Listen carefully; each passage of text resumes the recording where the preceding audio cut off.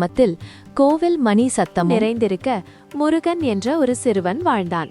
வறுமையினால் அவனுடைய குடும்பம் சில நேரங்களில் சாப்பாட்டிற்கு கூட கஷ்டப்பட்டது. ஆனாலும் முருகனின் மனதில் கடவுள் நம்பிக்கை குறையவே இல்லை. தினமும் பள்ளிக்கு போகும் முன் கோவிலுக்குச் சென்று தனக்கு பலம் தரும்படி கடவுளிடம் வேண்டினான். ஒரு நாள் முருகனின் அப்பாவுக்கு உடல்நிலை சரியில்லாமல் போனது. குடும்பம் இன்னும் கஷ்டத்தில் தவித்தது. அம்மா அழுதாலும் முருகன் நம்பிக்கையை கைவிடவில்லை. கடவுள் நம்மை விடமாட்டார் என்று சொல்லி தேற்றினான். பள்ளிக்கு பிறகு முருகன் சிறிய வேலைகள் செய்து குடும்பத்திற்கு உதவினான். இரவில் படித்தான். அவனுடைய விடாமுயற்சிக்கு பலன் கிடைத்தது. முருகன் படித்து ஒரு நல்ல வேலையை பெற்றான். குடும்பத்தில் சந்தோஷமும் திருப்தியும் நிலைத்தது.